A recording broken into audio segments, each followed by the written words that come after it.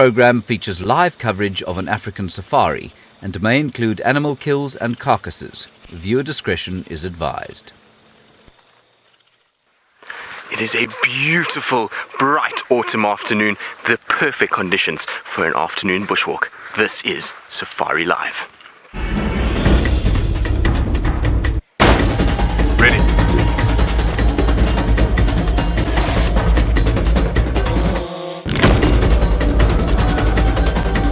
Standing by.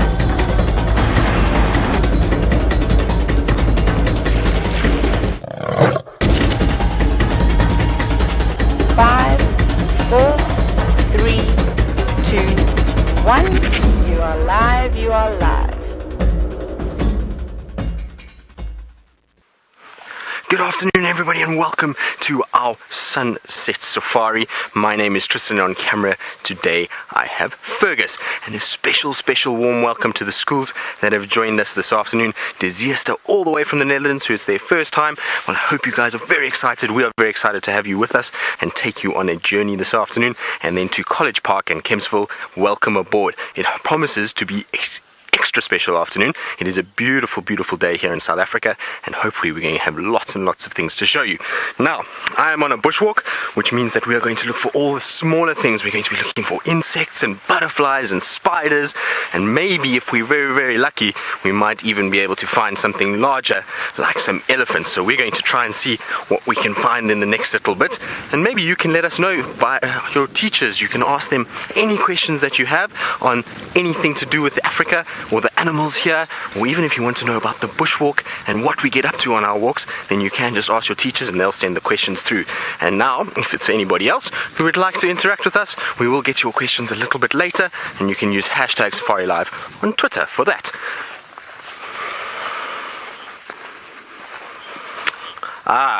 Eileen, you want to know how many guides we have here? Well, this afternoon there will be 3 of us, so we will have James Hendry, and he'll be on a vehicle with Sebastian, and they'll be driving around. And we also have Jamie, who's on a vehicle with Craig, and they also are driving around. Then, all the way in Kenya, we have Brent Leo Smith, who's looking at all the animals in East Africa. It's 2,500 miles away. So it is the 4 of us this afternoon, which is quite a nice balanced team, and hopefully we'll be able to show you lots of nice things.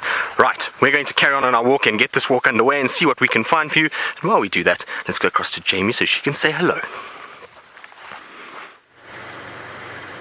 Hello and welcome to the Sunset Safari. My name is Jamie, and this afternoon Craig is on camera with me, and the sun is really very bright back there. The sun is very bright indeed. A special warm welcome to all of the kids joining us this afternoon. I hope you're all excited to go on a live safari. I know I'm excited to take you on a live safari. And this afternoon, let's see what special animals we can find you. And I'm peering over the top of my bonnet because there's something I want to show you, because it's part of the way that we go about finding animals. And of course, as I said that, they all walked off the road. Hold on a minute. No! I wanted to show you something. It was a footprint in the sand, and that's one of the ways that we find animals out here, because we can't always just know where they are, and we don't always just want to drive around until we get lucky. Sometimes we do get lucky, but a lot of the time what we're doing is we're looking at the sounds and the smells and the signs of the bush that all come together to paint a picture as to what's happened while we've been away. So we do morning safaris. We go out first thing in the morning. All safari guides do, because that's the best time of day to see animals. And then we come back out in the afternoon. But in those hours in between, it's important to try and be able to figure out what the animals have been up to. So I was going to show you some elephant tracks, but of course, as I tried to stop for them, there we go. Now I've got to turn the car around because the sun's not quite right. Oh, hold on a sec. There we go. And this is not just one elephant. This is a whole herd of elephants. And I know that because there's tracks of different sizes. So let me jump out and let me show you what an elephant track looks like. An elephant track kind of looks exactly like you'd imagine it. An elephant is a big animal, and therefore an elephant has very, very large feet. So if I jump out, here we've got a set of elephant tracks, some young and some a little bit larger, which makes sense because an elephant herd will be a whole load of females with their young ones as well. So this track over here, I know from looking at elephants and looking at the footprints that they leave behind, I know that this is the back foot of an elephant. And let me teach you a quick trick about the back foot of an elephant. A back foot of an elephant actually is the one that will tell you which direction the elephant is going. So here we go. This is what the outline looks like. And it sort of curves up at the top. You can see how it's kind of shaped like a teardrop. And that's pointing in that direction. So this elephant went that way. And in fact, all of the elephant tracks are telling me that the elephants went in that direction. And you can also see, if you look closely, you can see the wrinkles in an elephant's skin. This is quite a good example over here. Can you see this one, Craig? There we go. Can you see how the ground is sort of, well, you can see it's been stepped on, but you can see the wrinkles in the elephant's skin. Now that tells me, because I can see those wrinkles, that tells me that that track is quite fresh, because it's windy today. So after a while, after the wind's blown for a while, you can't see those wrinkles anymore. See what I mean? They disappear. So these tracks are quite fresh. So we're going to see if we can't find you these elephants, because I would love to see an elephant today, and I'm sure you would as well. Okay. Just let me plug my earpiece back in my ear, otherwise I can't hear your questions. There we go. Okay, so the tracks are going this way. Let's go this way. Now, one thing about this afternoon is, even though it's winter here in South Africa, it's actually quite warm. And it's a good idea for us to go and check the water holes. And Sean, welcome. You want to know if elephants can swim? They can swim. They can actually swim very well. And they really enjoy swimming as well. They'll even go right under the surface of the water. And sometimes when they're swimming, they can even use their trunks as a snorkel. So they can stick their trunks up, even though their faces are underwater, and they can breathe through their trunks. Now let's go and see if we can find them. Now, while I go off in search of something big, the best thing about bushwalk is finding something small. Let's see what Tristan has. We have a little grasshopper that is being blown about, unfortunately, in the wind. It's a very windy, gusty afternoon, actually, which is going to make it a little bit difficult for some of these grasshoppers to cling on. So you can see it's holding on quite tight, and you can see that very interesting eye that it's got. So it doesn't have eyes like we do as people.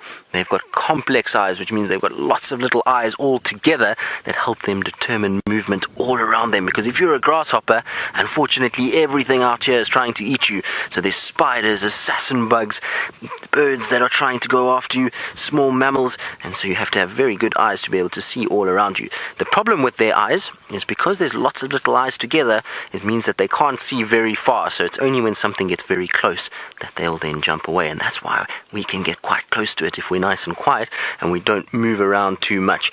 So Fergus is doing a great job of keeping our grasshopper in place. And this is the best thing about being on the walk. As well, as much as it's nice to see the big animals like the elephants and the footprints that Jamie has, to be on the walk and to be able to see all the smaller things that are difficult to see from the car is really the very, very, very special. So we're very lucky to be able to spend time out here walking around.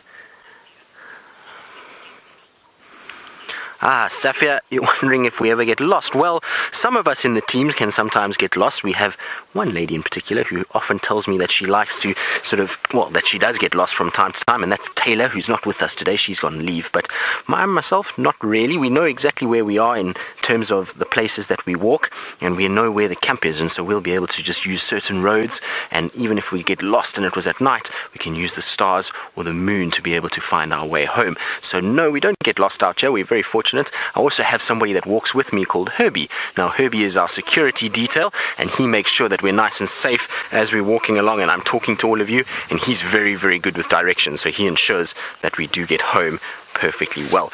Now, we're going to carry on. Our grasshopper is going to stay there. I don't want to disturb it, so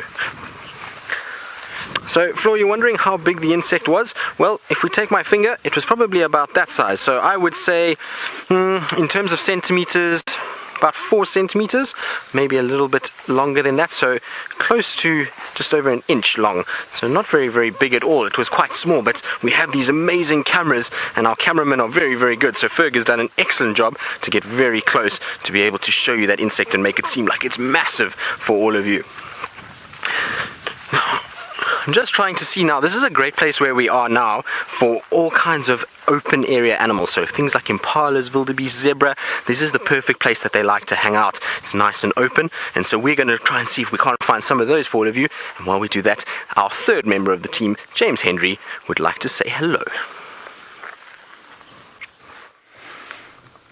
Hello everybody, and welcome especially to our new school all the way from Holland, the Netherlands. It's very special to have you with us. My name is James Henry, and what we're looking at there are animals called hornbills, and you may have seen them during the course of The Lion King. I wonder if you've watched The Lion King. I'm sure most of you have. And bringing you pictures of the hornbills is Sebastian. Hello everyone. And we will show ourselves to you once we've finished looking at these beautiful hornbills. Now these are very young hornbills, and I think that they probably grew up in this very tree.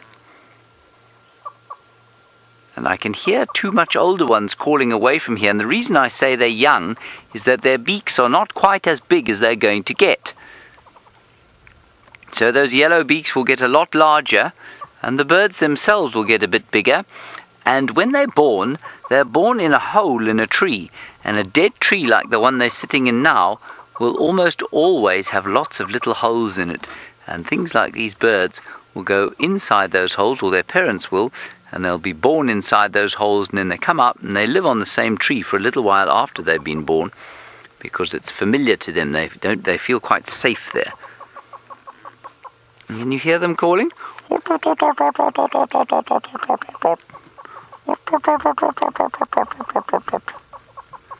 that fun? Such a nice noise to hear. I think they make me very happy, these birds.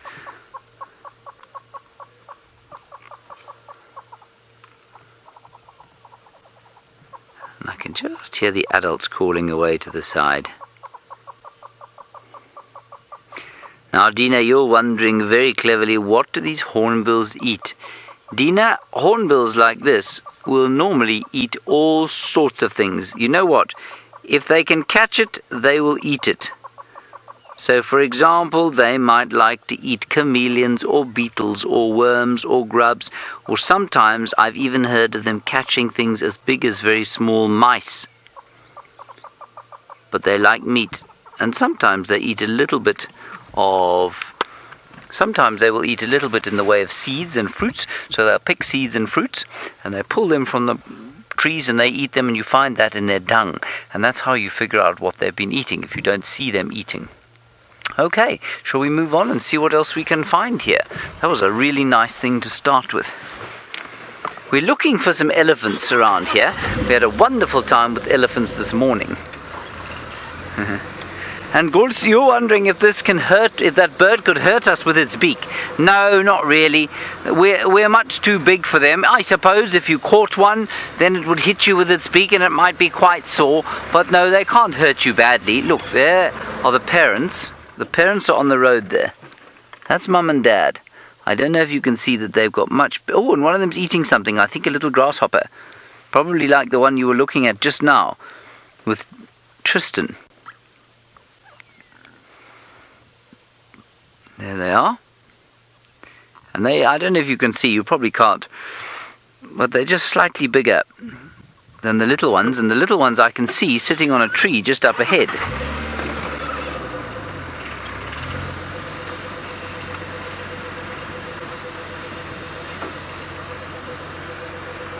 Sorry, Drew, I've missed your question. I'm going to ask for it again. They're the little ones.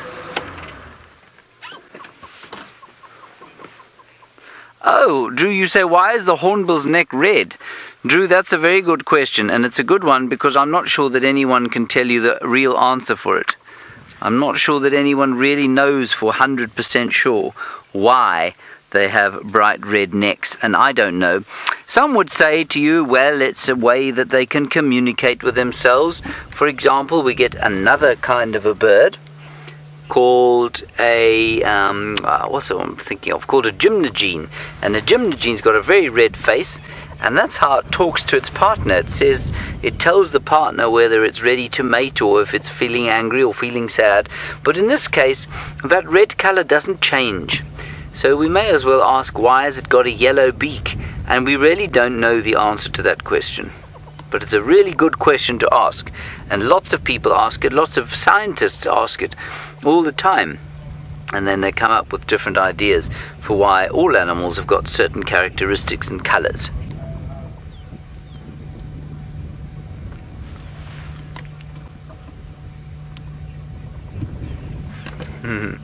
And Lars, you say, should the little ones stay in the tree for safety? They do stay in the tree for safety, and it is very important for them to stay in a tree for safety when they are very little. But remember now, they're very fast, and they can jump up and fly if they have to, so it's not very difficult for them to stay away from predators. But they will get eaten sometimes by birds, like some of the eagles or the hawk species that we get out here. All right, let's carry on.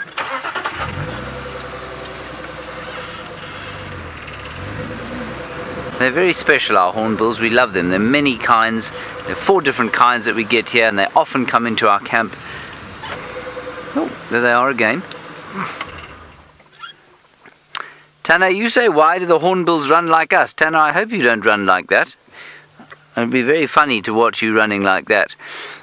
They run. I'm not sure really how to answer that question, but I guess they move along the ground because if they're hunting on the ground, it's easier for them to walk than to expand their wings.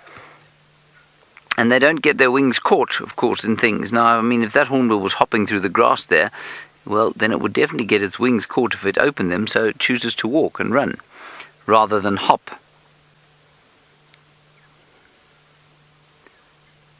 And you'll find that birds that do most of their feeding or eating on trees will hop when they're on the ground, and most of the birds that feed when they're on the ground will run on the ground. All right, let's head across to Jamie. I'm very excited to tell you that she has got something really exciting to show you. I do have something really exciting, and we've managed to track down our elephants. It wasn't particularly hard, actually. We managed to follow their footprints with relative ease, and here they are, all standing together in a group. And what's really interesting here is elephants are typically found together in what we call a breeding herd. In other words, a group of females and their babies. Remember how I told you that when we saw the tracks earlier? But in this group, there's also a very, very big male, and he's about to come out in front of us. There he is over there, a massive male elephant, and he is in what we call must. Now, what happens when an elephant bull is in must, always beautiful, is he gets a little bit angrier. He's not terribly happy with life, and generally when he goes and follows the females in a herd, they actually get quite upset with his presence. They don't particularly like having him around because he gets a bit pushy. He likes to show off and impress them, and that irritates them. And what's just happened is he went and irritated some of the females, and they've actually trumpeted and chased him away, which is very impressive. I'm very, very impressed with them because that doesn't usually happen. Now, he is massive. Look at the size of his tusks. We've seen this gentleman around here the last few days, and he really is a gentleman. He's perfectly relaxed with vehicles, but he is in must, and therefore we're going to give him a little bit of extra space and let him decide which way he wants to go, especially since he's just been chased away by the ladies he's been trying to follow. That can't be terribly flattering when that happens to you, is it, my boy? It's a big old gentleman. Now, Ryan, you want to know why do elephants stay in herds? Well, there's lots of advantages to it, the best one being they can actually protect each other really very well. An elephant herd is like a family. All of the members of an elephant herd will be related, or most of them will be related in some way. They could be sisters, they could be cousins, daughters, all sorts of things, aunts. So they're all related to each other. Hello, my big boy. Shame did the ladies not want your company, huh? Let's not come and loom over me, please. Oh man, he's going to come loom over me. Hello, my boy. Oh, you are beautiful. I'll explain a little bit more about an elephant herd in a moment, but since he's out in the open like this, we actually have a really nice opportunity for me to show you what the signs are when you look for an elephant in must. So see the liquid running down his face? That is a sign that he's in must. It's a type of sort of a hormone type substance. And it drips constantly. And those glands on the side of his head, they swell up. All elephants have them.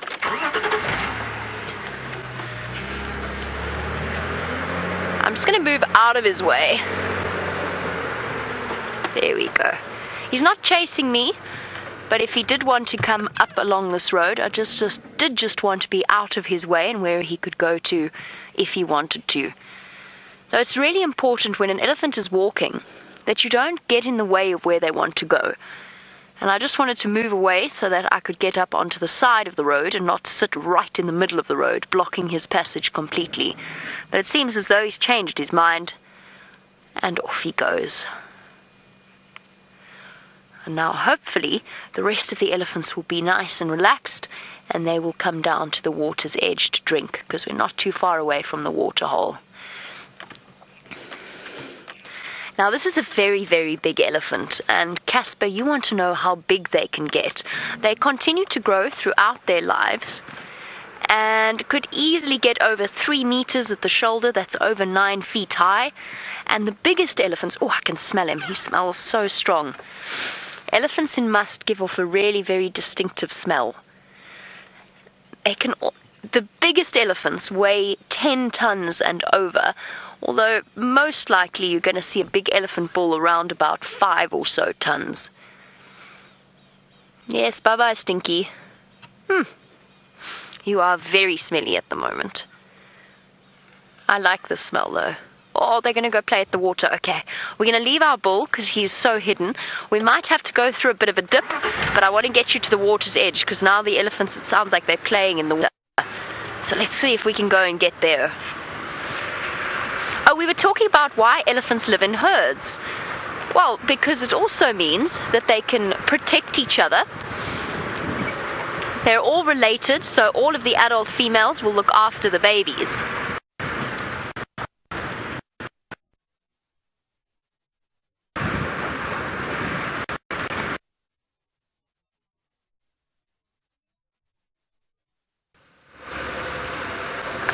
Right, hello everybody, sorry about that. Jamie's in a difficult area and that means that she'll try and find you some signal and re-find those elephants very quickly. We should be okay through here. Now we are driving through an area like this because in an area like this, on a warm day like we've had, there are often animals lying in the shade. Something like a Nyala, or even if we're very lucky, a leopard. But sometimes we have to make do with flowers, and you know who loves flowers, everybody, is Sebastian. Sebastian's favourite thing in the world is flowers. Not so, Sebastian. Your second favourite. Yeah. Your favourite is grasses. Yes. Now these are quite special flowers. They're called white plumbago. And white plumbago is quite clever because it's sticky.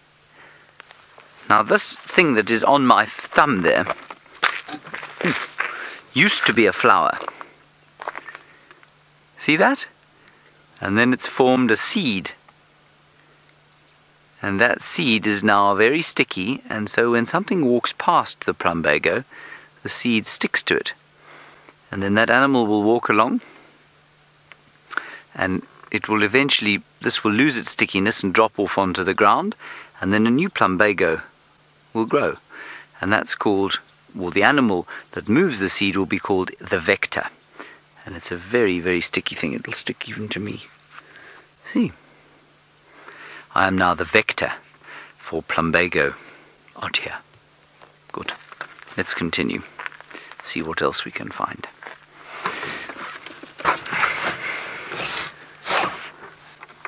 Alrighty, on we go.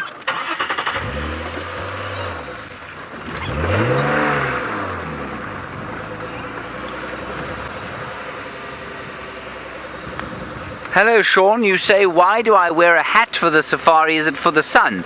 Well, Sean, there are two very good reasons. The first is for the sun, yes. One must wear a hat, especially in areas like this, because your skin can get very burned, and then you can get all sorts of diseases from that, so I have to wear a hat. And of course, you see, I'm getting quite old now, so I'm losing my hair on the top of my head, so unfortunately I have to wear a hat, otherwise my whole head gets burned up and goes all red and horrible. So that's why I wear a hat. And then secondly, I'll tell you a secret about what we do. Just inside here, listen to this. You hear that? My microphone is in my hat, so when I talk to you, the sound goes out of my mouth, into my microphone, down into a wire, into the camera, and then eventually you can hear it. And what that allows me to do is turn my head all the way around, and you can still hear what I'm saying. Jamie has managed to get into a place where she can still send you a picture, so we're going to go back to those wonderful elephants. The wonderful Ellies indeed, and the wonderful Ellies just as we thought they would be, on a quick drink. Lined up, using their trunks to transfer the water from where it is in the water hole into their mouths. All those noses reaching and then dribbling the water into their mouths. Ah. And what that little baby there was doing was just moving the surface of the water around, because elephants are actually quite fussy drinkers. They don't like it when their water's muddy and sandy and not nice to drink. I can't blame them for that. So what you'll often see is them sort of stirring up the surface a little bit so that they can get to the cleaner water underneath. The babies are not always as good at it as the adults are, and sometimes they make it even worse, because then they stir up the mud. Oh, yuck, was that not a nice mouthful, little Ellie? And spat it out. So there we go. There's the biggest female. She's the one almost at the back there. Can you see how she's also got liquid coming out of her face, between her eye and her ear? And that is not because she's in must, because female elephants don't go into must. That's because she's been a bit stressed. She's been upset by that big male elephant, and she's the one that was responsible for chasing him away. And when elephants get upset, often they secrete from that gland. Oh, here comes some other elephants. Tessa, you want to know how much water will... Listen to this.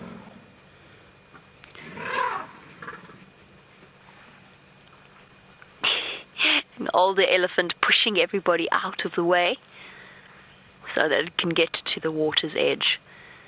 And you'll see that two of these elephants that have come in don't have tusks. And that happens with some elephants. Sometimes they're born without tusks at all. There we go, that's a genetic thing.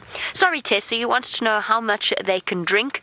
A big male elephant, like the one that we saw, could easily drink around about 30, even 40 litres in one go. And elephants are very water dependent. They need to drink water. So they drink a lot of water each and every single day. It's one of the ways that they can actually help to digest all of that grass and plants that they eat. And I just have to show you just quickly, look at the family of warthog that are running behind, because you must have noticed the little animals at the back. That's a family of warthogs. So we've got two grey animals, some small and some much, much larger.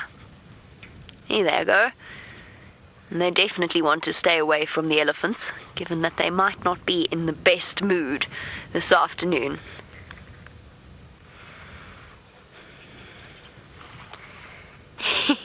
Willem, speaking of the elephants, you want to know, will they ever throw water over each other? They do, and sometimes they've even been sprayed by an elephant throwing water on me. So they absolutely do. They'll also throw water on themselves, especially if they're feeling a little bit hot. Then they will use their trunk and they will spray water over their backs to help to cool themselves down. So they often do, especially the young ones. So there's quite a few young elephants in this particular group. And they would be, like, if we have a look at the ones at the back there, Craig, sorry, this little one over there. You can see one's resting its head against the other one's back. So young elephants are very playful. They play just like human beings.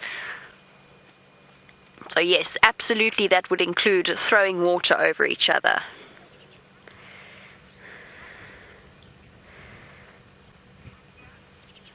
Now, Frukya, you want to know how much or how big an elephant baby is when it's born. What is going on there, you three? Oh, look at the affection. It's so gentle. Sniffing each other, catching up with each other. Frukya, a baby elephant can be around about 100 kilograms. That's over 200 pounds. That's absolutely massive. That's the size of really an adult man. But that's how big baby elephants are when they're born. And that is because the mother is pregnant for 22 months. That's almost 2 years. If you think about how long a human being is pregnant for, 9 months, an elephant is pregnant for 22, which I think is quite incredible. And actually, if we look at the elephant over there, if we go up a little bit, Craig, there, that one who's standing facing us at the back, she looks pregnant to me. She looks like she's bulging out at the side a little bit. I think there's a baby there. She looks very, very wide to me. There's a young one going to suckle. Now, because a baby elephant is developed for 22 months and then born quite large, Marcella, yes, a baby elephant can walk as soon as it is born. And that applies to almost all of the mammals out here, because they have to be able to get up and move almost as soon as they're born. The giraffe babies, the antelope babies, they're all up and moving as soon as they can, because otherwise they would be very, very vulnerable to predators.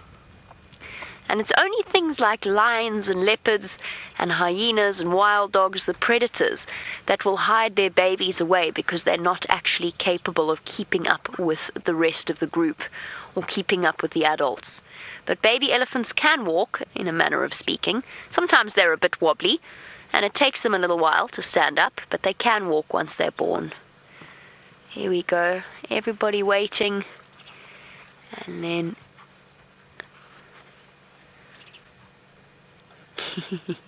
what are you two doing at the back? Are you still resting your heads on each other? Yes. Teenagers that are full of nonsense.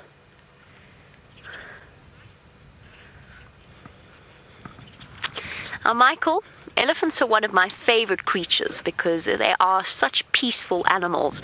But yes, they do sometimes fight, especially two big males that are fighting over a female that is ready to mate, because obviously a male elephant wants to pass on his genetics, and he'll fight to be able to mate with a female so that she has his baby. Hello. Yes, hello. That she has his baby and not the baby of another male. And sometimes elephants fight amongst themselves if you get two herds that come together. But it's not a big fight because they're not territorial. So it's never a particularly serious fight. It's just a little bit of a discussion. There's lots of low rumblings. So the females don't fight, but the males do. And sometimes if the fight is really very, very serious, the males can kill each other. It's rare, but it does happen. Hello, little one.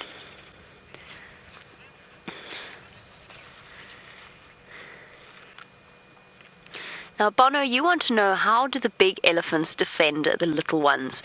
Bono, they are so very big and strong that if they wanted to, they could kill absolutely any predator out here, including a human being, just by whacking them with their trunk, sometimes with their tusks. But as you can see, this female doesn't have tusks at all, but that doesn't mean that she couldn't protect herself and protect her baby.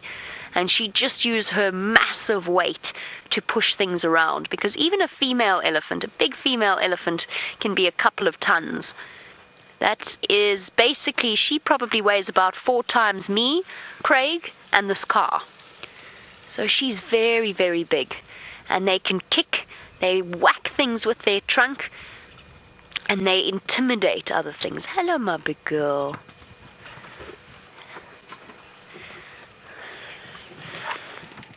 Hey, big girl. Don't worry. Okay.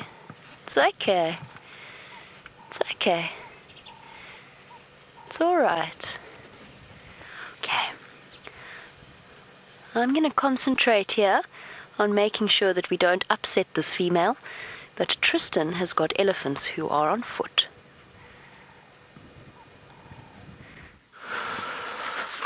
We do indeed, Jamie, which is so exciting.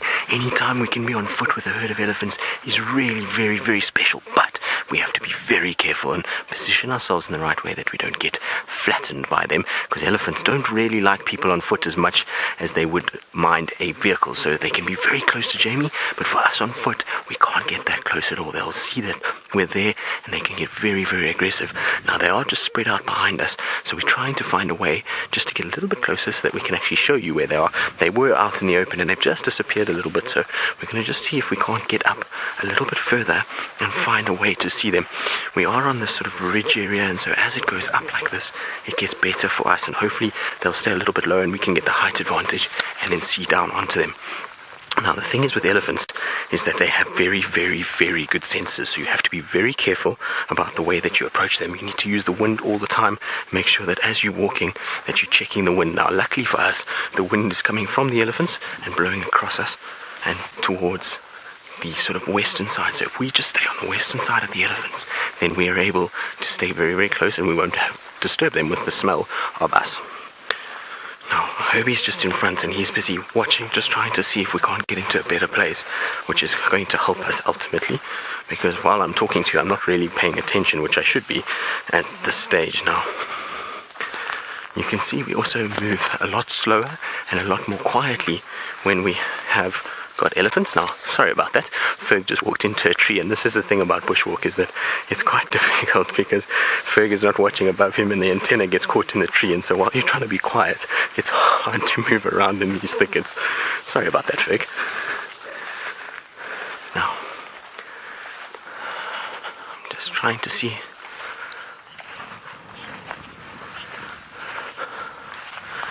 So, Esme, you're wondering where the elephants sleep. Well, it depends on the size of the elephant.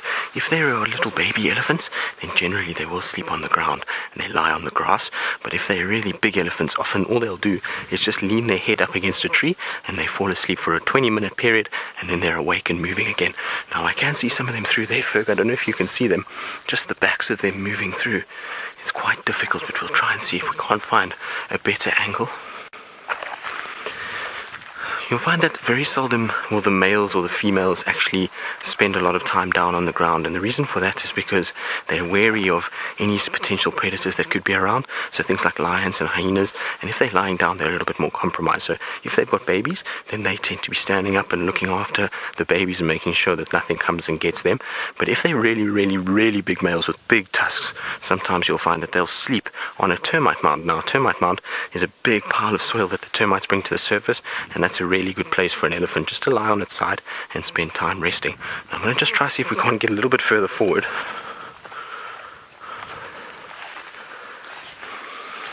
Right, now we're going to try and get ourselves into a better place so that I can actually show you these elephants and not just me walking around the bush. And while we do that, I believe James has completed our triangle of elephants and has some elephants of his own. I'm going to be very quiet because this elephant is very close, and it's one of our favorite elephants. Can you see she's missing that piece of her trunk there? Can you see that? I don't know how she lost it, but these are our 4 very favorite safari live elephants. They come to see us not very often these days, but look at them. And I'll tell you why they're so special as soon as we've watched them go past us. And I think they'll go down and have a drink now. Here comes another one. She's going to come past us, I think. But when they've gone past, we'll just have a look at this water hole and also at some hippos. But here comes the sort of second oldest one there.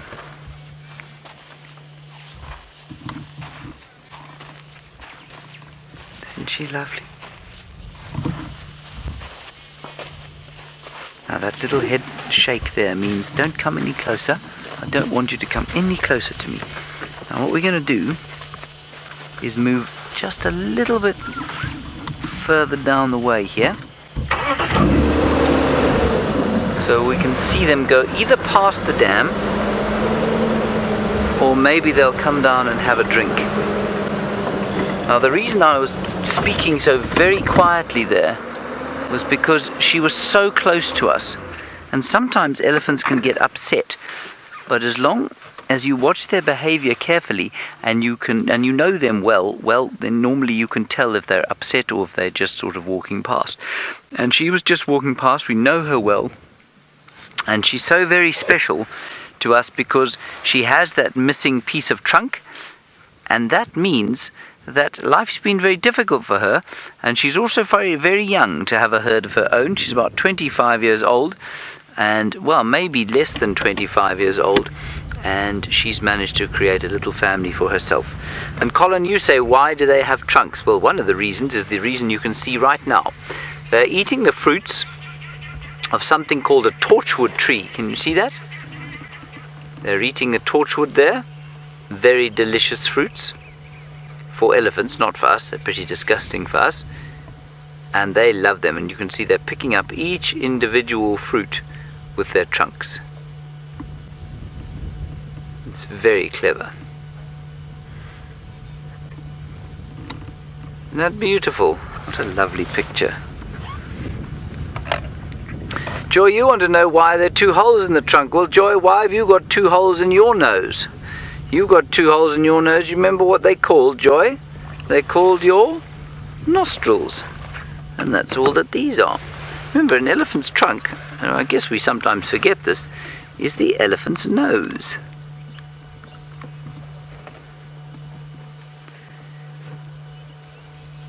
So that's an elephant's nose, and that's why it's got 2 holes in it. It has to be able to breathe through it. It's just like your nose. Well, it's not just like your nose. I suppose it's a bit longer than your nose, isn't it, Joy? But it's used for the same things as your nose is used for.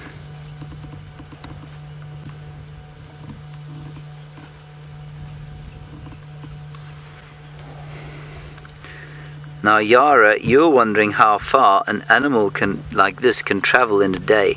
Yara, I think that you'll find these elephants can probably travel about, if they were really in a hurry, trying to get somewhere. Let me think carefully. I think that they would be able to travel about say 30 miles if they really had to. If they really had to travel far, they could do it and travel 30 miles. I don't think they probably do often walk up to 30 miles, but they can do that if they have to. Normally I'd say probably about 10 miles a day. And in the Netherlands, of course, you're now using kilometers. You don't use miles anymore. And so if I was to say up to 25 kilometers, normally probably around 15 or 20 kilometers a day.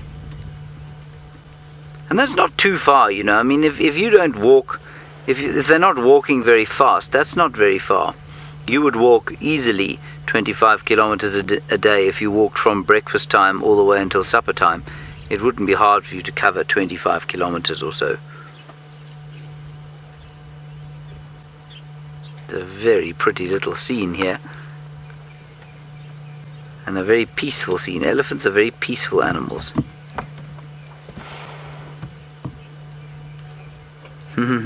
And Joy, you say, you agree with me, you say your nose is much smaller than these elephants. I'm very glad your nose is smaller than these elephants' noses, Joy, because you would look very funny with a nose like these. In fact, I would say you'd look ridiculous.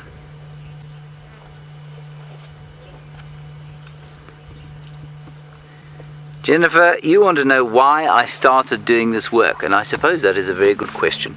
I started doing this work, Jennifer, because I didn't want to work in an office, because I thought of working in an office in a building all day long, staring at a computer screen and not being outside makes me very sad in my soul, and so that's why I started doing this work. Now, I'm going to spend the rest of my afternoon outside with these beautiful animals here, while I'm afraid you guys have got to go back to your classes, but don't worry, school won't last forever. I know at this stage of your life it feels like it will, but it won't last forever, and you soon might also be able to do your work in a beautiful place like this. So we'll see you next time you come on safari. Bye-bye.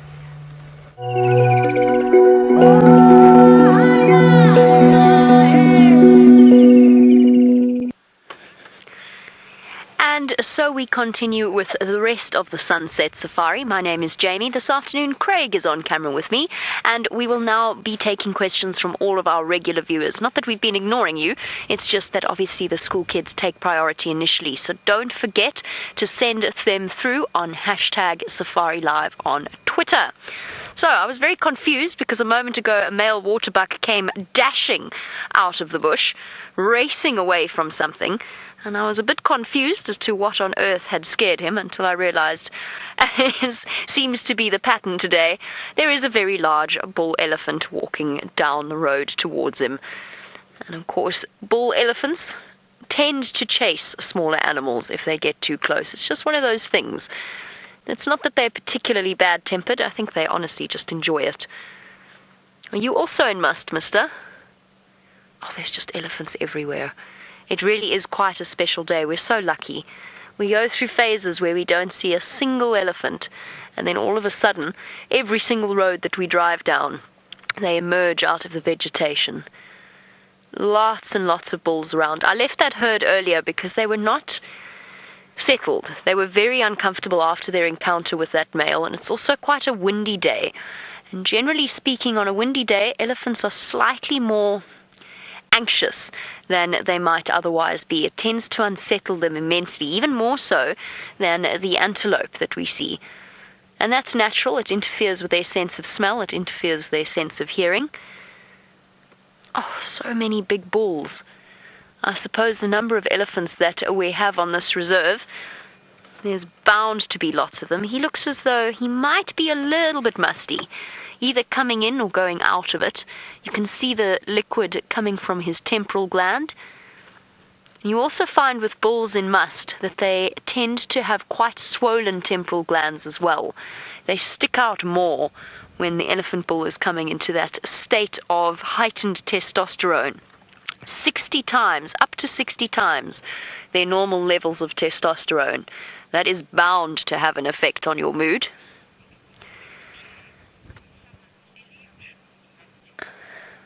I'm going to go and search for Tundi, our female leopard, but James has found apparently somebody that this elephant bull would love to meet.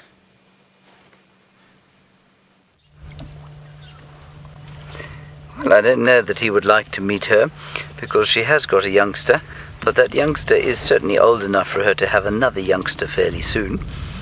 And the two of them seem to have been sort of following our little half-trunk herd. There's the little one, and I'm wondering why that is. I wonder if they aren't part of a bigger herd, perhaps. Or if maybe they're trying to attach themselves to our little half-trunk herd, maybe.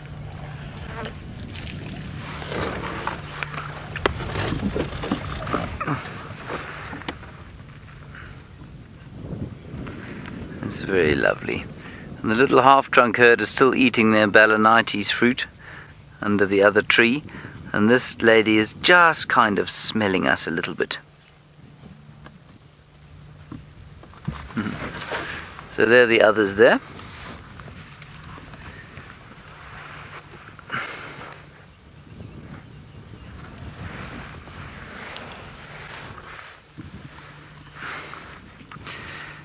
George, you're wondering if anyone's ever seen an elephant that isn't grey. George, I suspect they probably have. I suspect they've probably seen an elephant that wasn't grey under the effects of some sort of commercially available narcotic, possibly not, perhaps an illegally available narcotic. I think other than that, however, maybe but for the odd sort of rare occasions where you might find an albino elephant, which I believe do occur from time to time, no, I'd say all elephants are grey. They can look quite pink when they're born, but as adults they all tend to be this greyish colour. Unless, of course, like I say, you have taken something you perhaps shouldn't have, in which case they can be all sorts of colours, I believe.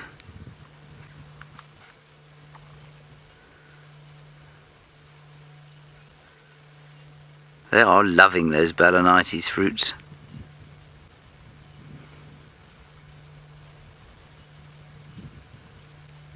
The one's now come down to the water to drink.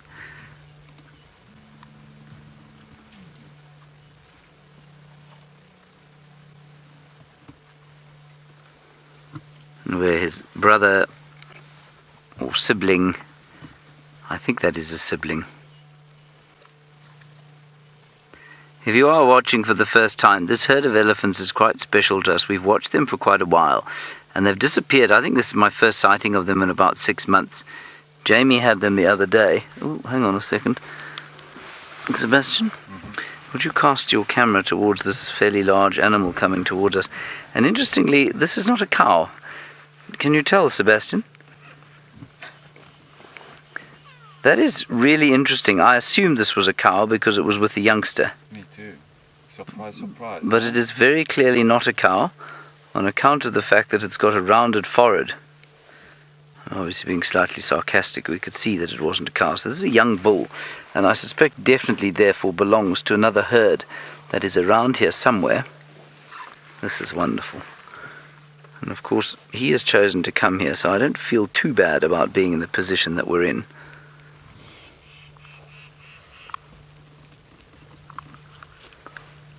Yes, you're a big strong chap, and he's thinking about trying to get past us, you see. And he could just do exactly what that half-trunk cow did and just walk around the side. But he seems to be taking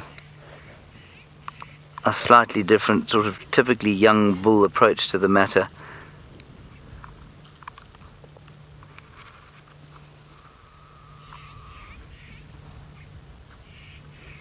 He's rather gorgeous.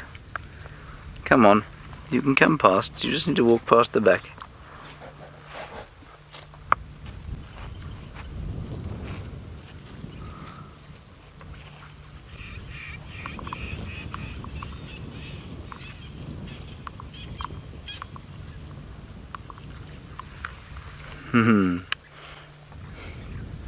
That's really interesting. So I think the little one obviously went off back to the herd, which is probably feeding just off the drainage line here. And now the young bull has decided, well, we're not going anywhere. We're obviously not afraid of him, which of course surprises him deeply, given his stature. And now he's going to go off and see what else he can find for entertainment. In the meantime, Our little short trunk herd is still finishing off the Balanites fruits and having a little drink out of Biffle's Hook Dam. There are also some hippo here, but they're not being nearly as entertaining as the elephants are at the moment, so we won't worry about them, especially as they have featured very heavily in our shows as the only content for the last few weeks. Not quite, but you know what I mean.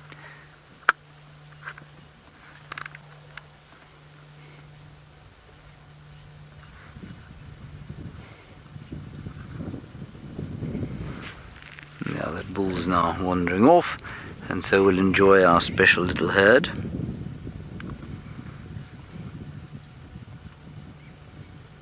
And we do enjoy them, of course, because they represent, I think, to many of us, certainly to me, you know, that typical triumph over adversity. Here come the rest of this herd. Sorry, Savannah, I'm hucking you around the place. But the rest of the herd that I think the youngster's gone back to join is now coming back towards us this way. Now I might have to move just to give them a little bit of space to get past us. I'm just going to do that quickly before they get here.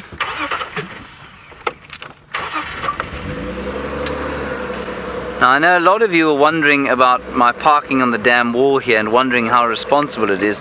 There is a very large path to the left hand side of where I am, and that's what the half trunk cow used. And there's no reason that this one shouldn't sort of do the same, but I'm just giving her a bit of space now so that she can do that. There we go. That's exactly what she is using. I suspect the rest of her crew will do the same. This is not the same youngster that was here drinking with the young bull, so I don't know where he is. I can see others, I can see a few sort of tails in the background. They're just a little bit nervous. You can see them slightly picking up the pace as they walk past. That's wonderful stuff. This is just magic. I had intended to go to Cheetah Plains for the afternoon, but this is turning out to be rather too much fun. We'll just have a quick look here at the other ones. Now, I believe while we sort out what's going on here, Tristan has managed to find yet more elephants, but this time, of course, with the excitement of being on foot. We have indeed, James, so we've managed to at least get some visual, even though it is a little bum poking out of the bush at this stage. So there is a nice herd that is slowly going across, and they are moving slowly in a northeasterly direction, and I think they're eventually going to get to Gari Dam, and so it's going to be really perfect for us just to carry on following just north of them, because the wind is pushing in our favor the whole time, and so we're just shadowing them along, trying to keep sort of visual of them as we go. It's quite difficult because the terrain that we're in at the moment is very dense and thick. It's not that easy to be very close to them and kind of keep up with them. So we are trying our level best, and it seems like quite a small herd. There's not too many big females in it. It looks like there's two really large adult females and then a number of little babies that have already crossed past us at this stage. I can see another big female coming past soon. She's going to appear in that gap in the next probably 2 or 3 seconds. Just waiting for her to arrive. And they've been doing this, they've been moving quite quickly, and then they stop and they feed for a little bit, and then they move quickly again. And obviously on foot, when the wind is swirling the way it is today, we have to be a little bit careful, and that's why we haven't really gotten too close to them at any stage yet. But I'm hoping that if they do go up towards Gari Dam, it's going to be absolutely perfect for us, because we can go and get there ahead of them, position ourselves in a good place, and then we'll get the magic of them drinking at sunset, which yesterday afternoon was what I had on a vehicle, but being on foot is just that much more special. It is so incredible to be with Ellies on foot. It's one of my favorite things to do, is to find these herds and then just follow along with them. It's not every day that you get to do these kind of things, and to just be a part of the herd and listen to the sounds of them breaking branches and moving around is really very special. Unfortunately, the area that we're in is not that great at the moment. Now, the other big female seems to have stopped as well. She seems to just be feeding on a terminalia there, which is about right for this time of the afternoon. It's starting to get much cooler now, and so while they're on their way towards sort of water, they are going to make use of the fact that it is a little bit cooler and begin to feed. There you go. You can see one of the big females coming up now. Isn't she beautiful? Now, she's going to disappear, and she's at the back end of the herd. And so what we're going to try and do is just try and keep up with them, like I said, and get into a better position again. And while we do that, I believe James is with the elephant still and having a wonderful time at Buffelshoek Dam. Yes, we are. We haven't moved well, we have. We've moved. We've got off the dam wall, and we've moved to the opposite side of where they were all feeding on their little balanites fruits, and of course on the water there. And so now we've got a perfect view of all of them coming together, and yet again we see this mixing of two herds that don't necessarily know each other very well.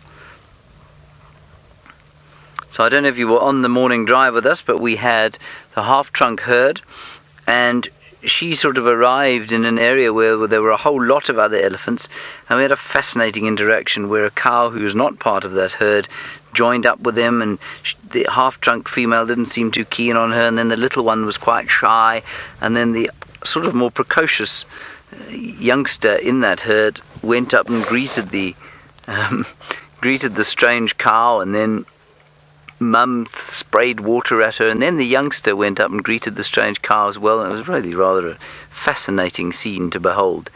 And of course I anthropomorphized the whole thing completely and put human emotions onto all the elephants, so whether I interpreted what was going on there correctly or not really cannot be said.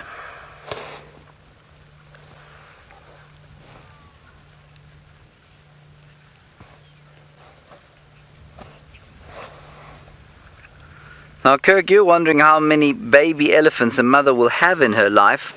Well, you can work it out. I will try and work it out for you, but it's going to require quite a lot of maths in my head.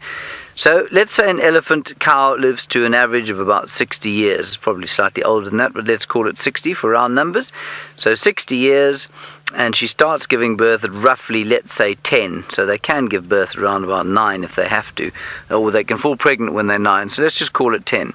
So that gives 50 years for giving birth. They will give birth to a calf every 3 to 5 years. So let's call it 4 years.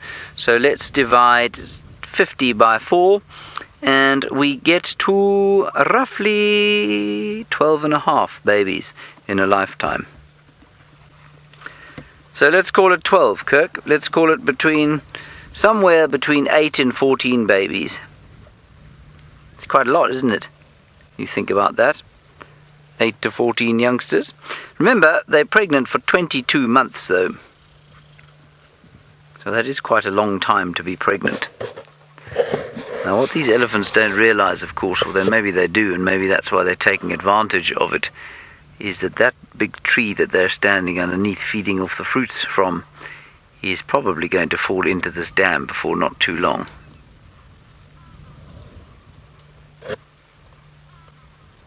You can see that the ground underneath it is being inundated.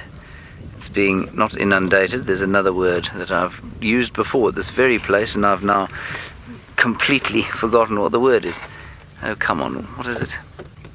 Undercut. I've had this exact discussion. No, not erosion, Louise. Keep trying. While I answer Andy in Wisconsin's question about whether an elephant has been born with a useless trunk. They can get something called floppy trunk syndrome, and that is not particularly good. It means that the muscles start to go slack, and the trunk then does become fairly useless. But no, I don't know of any born with useless trunks. I'm sure there would be, but they'll really struggle to survive then. Oh man, what is the word I'm looking for?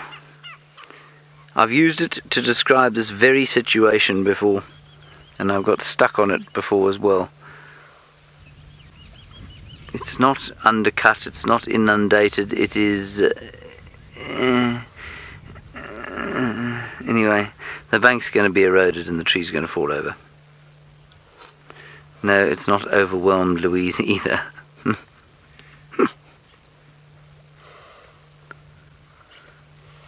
Means when a bank is washed away, and the bank gets washed away, it gets... I don't remember. That is a gorgeous scene.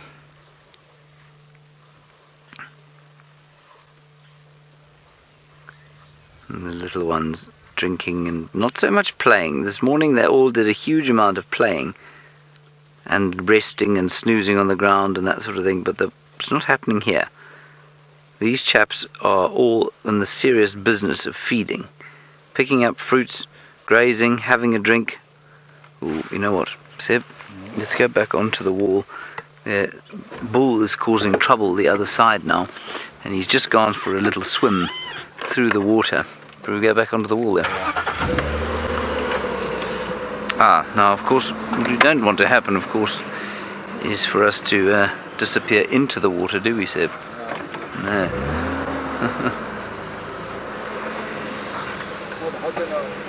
It's not hot enough for a swim, you're absolutely right.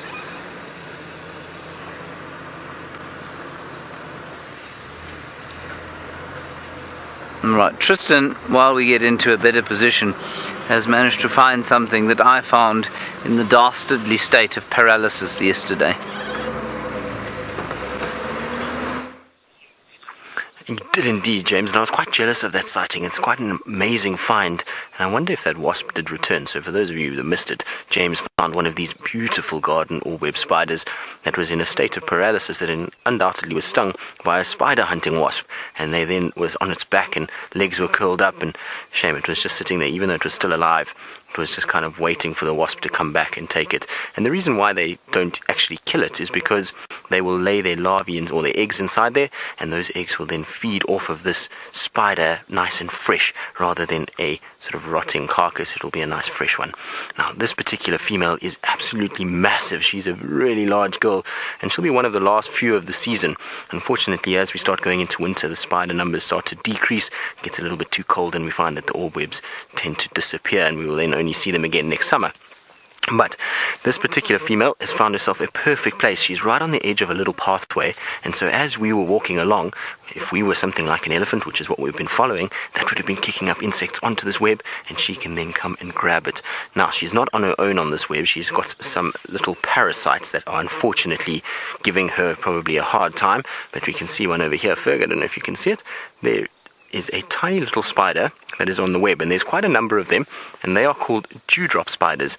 And the reason why they're called that is if you have a look on the back end, you can see there's this kind of silvery appearance, and in the morning or afternoon light that hits there, and it looks almost like little dewdrops on the web itself, and so that's where they get their name from. And they will sit here and they wait for food. As this female catches larger insects like grasshoppers and varying other things that will fly into the web, these dewdrop spiders, which don't have enough venom to subdue larger prey, will wait for the garden orb to inject it, and then they'll come rushing in and come and steal some of that food once the orb web has had its fill. So they are little parasites and little stealers of food. So she's unfortunately got quite a number of them on this particular web. Now, always the nice thing about garden orb webs is the way that they build their web.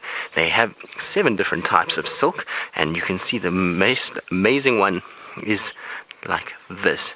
You can see she's got this sort of thickened areas of silk, and that is a different type to the rest of the web. And the reason that that's built is to be able to show other animals that there is a web here, not to break it. And so that is called a stabilimentum, and it is part of her web that is built on purpose.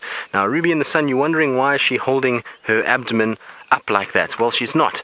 Unfortunately, the angle of this web, which you might not be able to see, is sort of tilting at a 45-degree angle. So the weight of her abdomen is pulling her back down towards gravity, or to the ground, and gravity is at play, and that's why her abdomen looks like it's falling back a little bit. You can see she's quite sloped, and so she's kind of just pulling a little bit with the weight. All the weight is in that back end. Her sort of mouth parts and the rest of her are very, very light in comparison to that abdomen, and that's why she kind of looks like she's leaning back a little bit and the abdomen is in the air.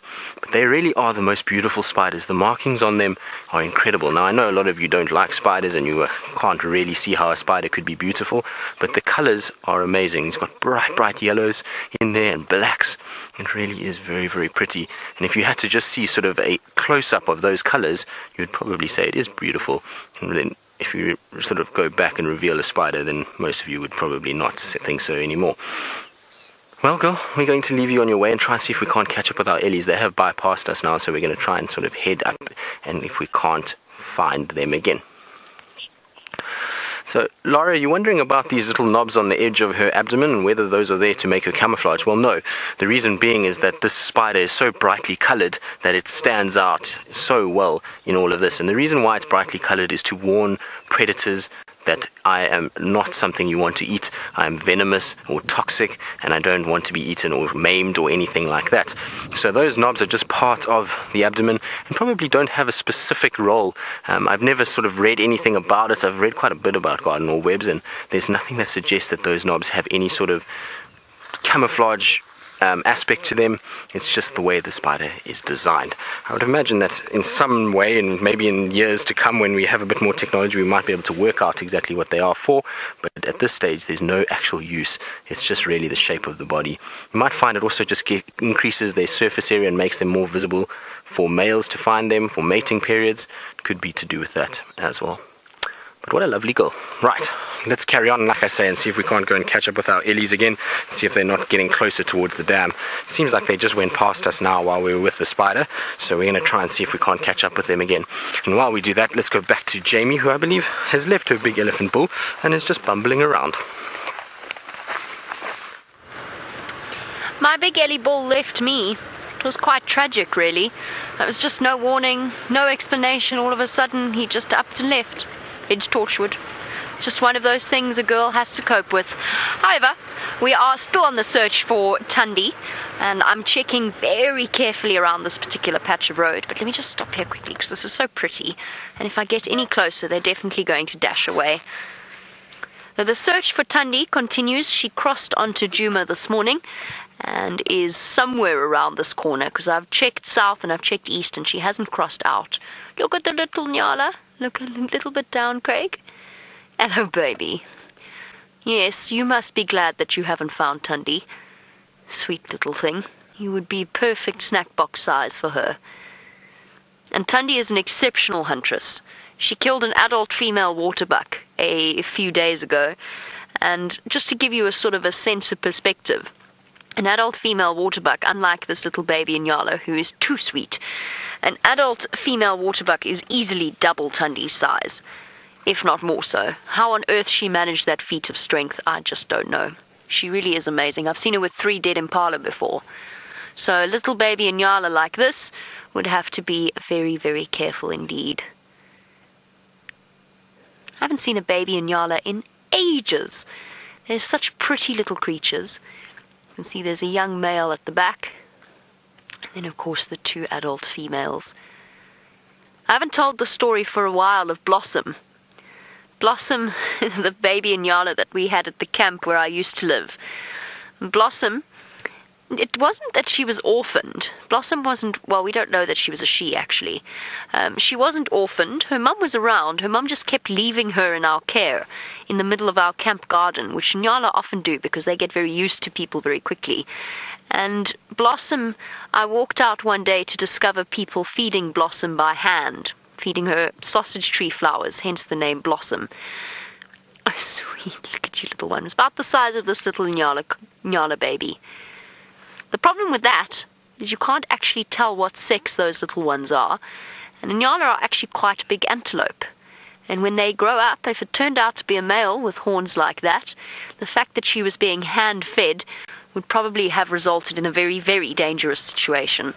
Anyway, Blossom, I had to put a stop to it, but Blossom once even followed behind and started suckling off a conditioner bottle. Obviously it smelt like flowers, and she decided that this was a good idea to try and have a sniff it, to taste it. And all of a sudden, conditioner bottle started to be tugged, and looked down, and there was this little tiny Nyala baby trying to chew the lid of a bottle of conditioner. Kind of tasted that nice, actually. Anyway, I'm not sure what ever happened to Blossom. She disappeared. But a good lesson in being very careful with domesticating wild animals. I continue the search for Tundi. However, James is really, really having a pachyderm-filled day. Well, yes, we are a pachyderm-filled day. Exactly.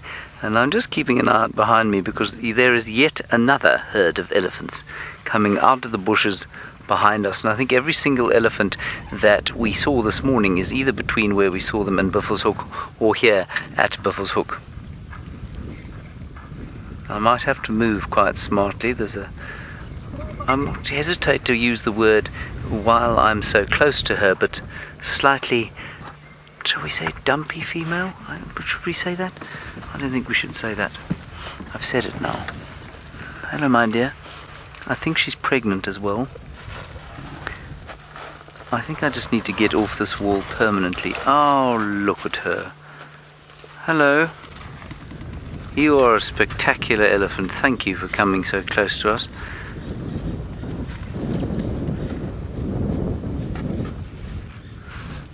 And she's gone past, and it's so typical. She's with a young bull, and the young bull is just not brave enough to do it. And I think she's calling him. There we go, she's called him. She said, "Don't be such a lily-livered ninny. Come on." There you are. There will come a time, my friend, when you are fully grown, and were you to come anywhere like as close as you did today, I would have been out of there a long time ago. So don't worry.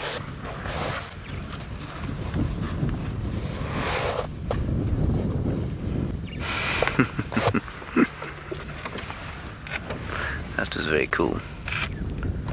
I think if one more elephant pops out behind us, we're definitely going to move off this wall permanently. They're all going towards this tree.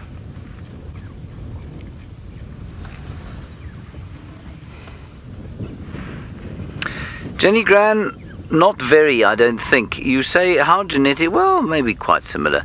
You say how genetically similar were woolly mammoths to the African elephant? I think probably even further removed from the Indian elephant. So, I mean, when did they go extinct? They went extinct about 20,000 years ago, thanks to human beings who killed them all. Oh, there's a pattern there you may see.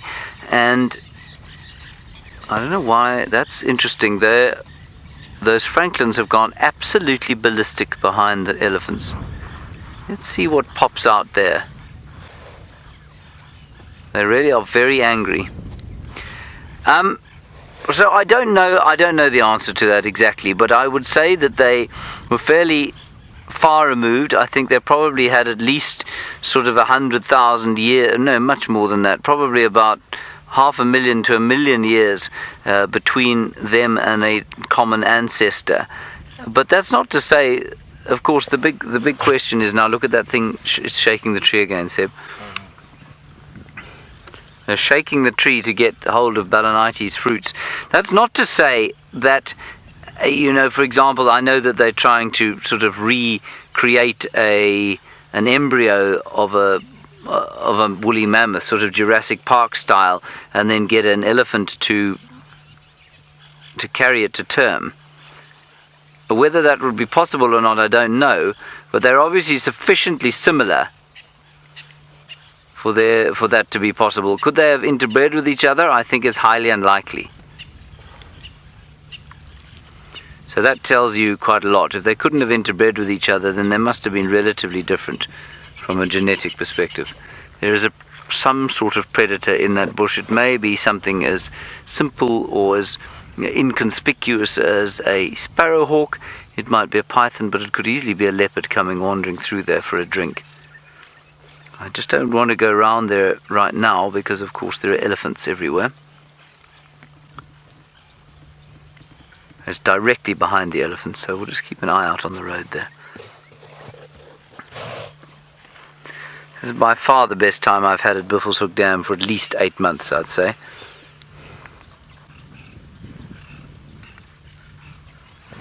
Well, John, the answer's right there in front of you. You say, how well does one herd get on with another herd? There you are. They're all getting on with each other famously, as they did this morning. A little bit of sort of reticence when they meet each other to start with. But once they've got over their initial shyness, and I think you'll probably find that some of them, a bit like with human beings, are more introverted than others, and others are more extroverted, enjoy being around different elephants from the ones that they spend every day with. But in general, you very seldom see them having a fight. The major conflict that happens in elephant society is bulls fighting with bulls and cows fighting with young bulls.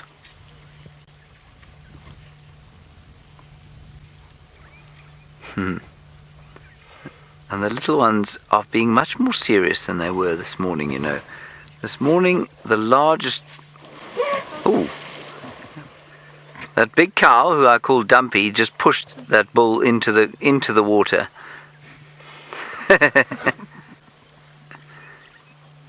She's streaming excessively from her temporal glands there. She's obviously quite stressed by life. She took out my rudeness on another elephant, which I'm very glad she didn't take it out on me.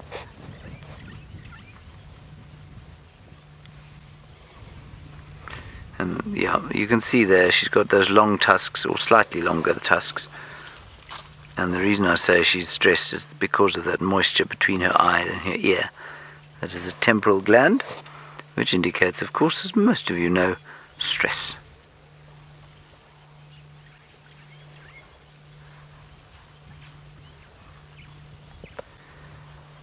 And there's a gentle breeze. What is a breeze? A gentle breeze blowing out of the southeast, and I think it's going to make things quite cold.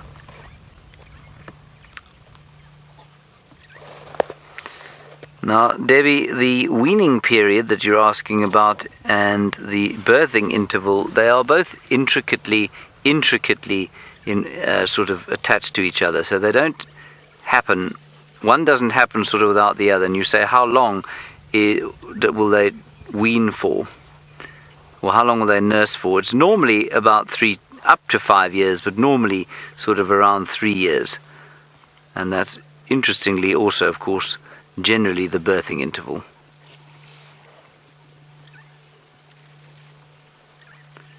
So in good conditions, an elephant will give birth every 3 to 5 years, and you'll find that the weaning period probably extends to from 3 to 3.5 years. Sometimes it'll be shorter than that, I'm sure.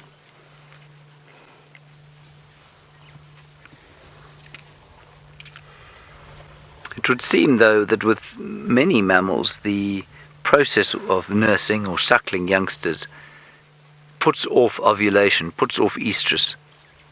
And I think that certainly happens in human beings, which is very interesting. And it's nature's way of making sure that a mother doesn't have to divide her resources. Because can you imagine, let's take humans as the example, can you imagine trying to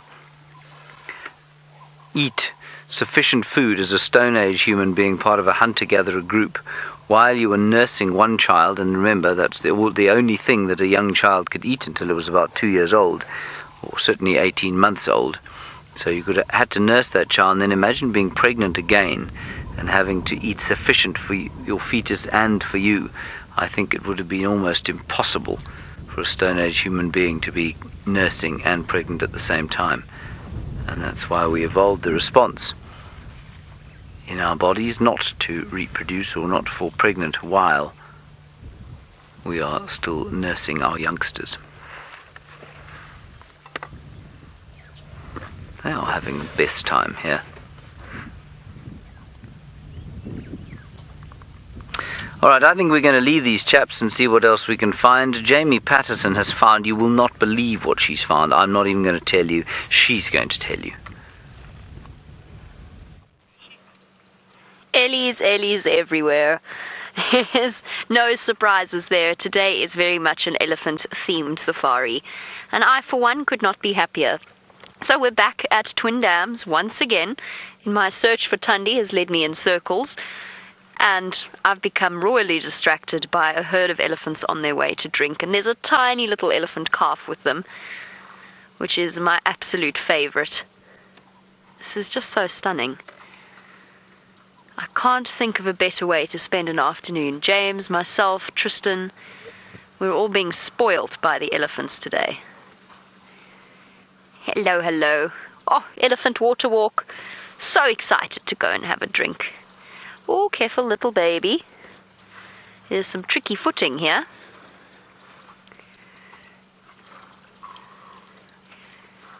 Might be nice to just take in the sounds of them drinking for a little bit. Oh, grumpy tempers. Look at this little one. Oh, cute. There we go. It's always fun. Oh.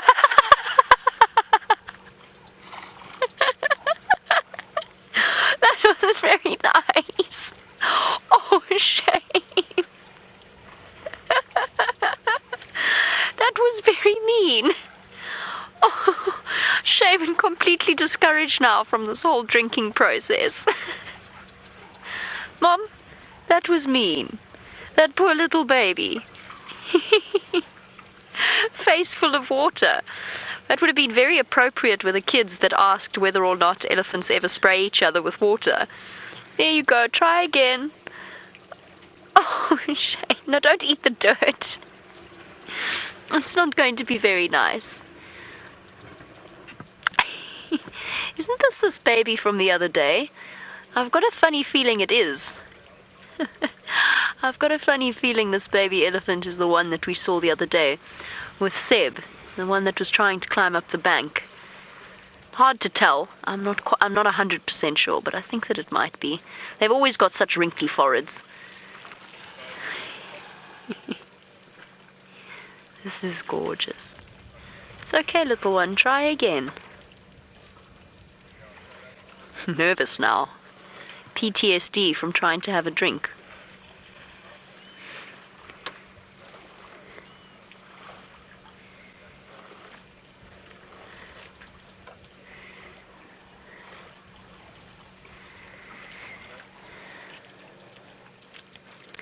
We've spoken about the fact that elephants are herd animals and the fact that the mothers are so protective of the little ones, even if they're not the mother of the calf specifically that is under threat.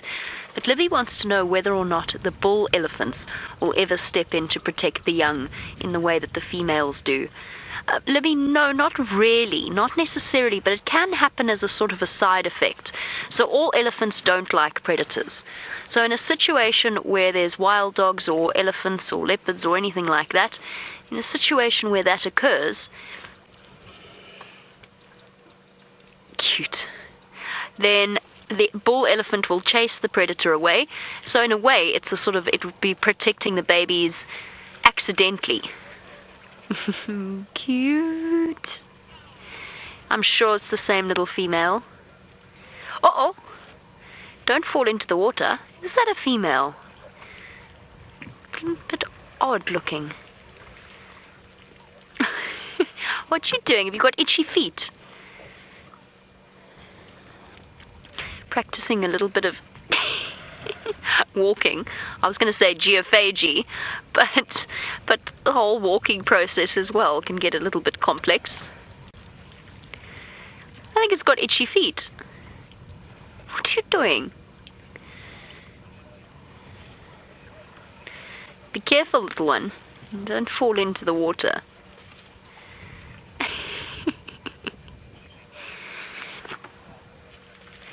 I don't think there is anything as cute as a baby elephant, except maybe a baby rhino. They're also very, very sweet.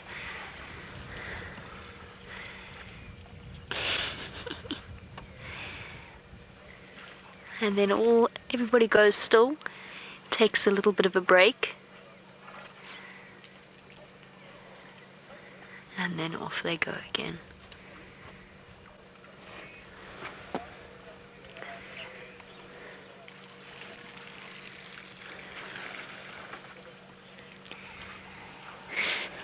Watch the way it negotiates this. It's tricky for an adult elephant to walk along these erosion channels. For a baby elephant, even more so. Here we go.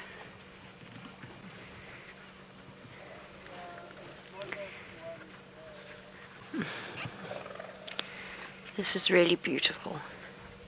Elephants, water, afternoon sun.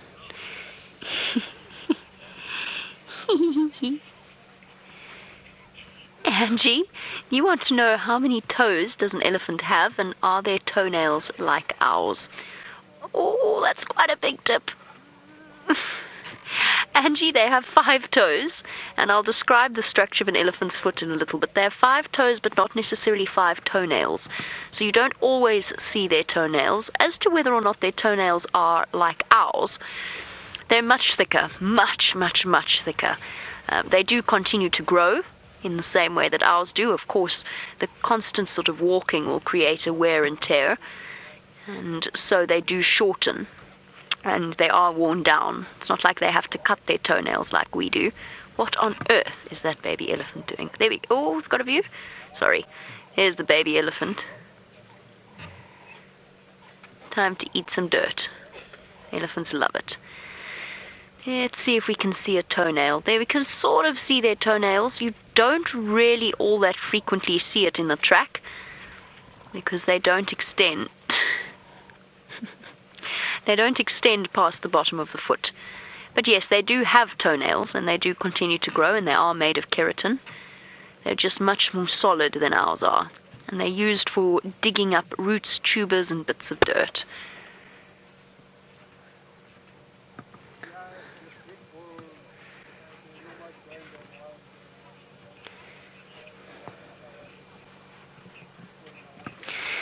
All we've seen is elephants absolutely everywhere. And George, oh, by the way, you might see there's another vehicle enjoying the sighting with us. That's plenty of guests come through the Sabi Sand. They bring in money, and they get to experience these amazing sights with us. George, I think there must be over 100 elephants on Djuma today. And Djuma is about 1,200 hectares, so that's 1,200 odd football fields. It's quite a smallish area.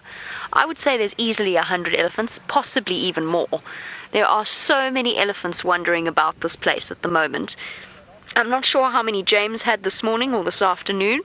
I've seen easily 30 elephants just bumbling about.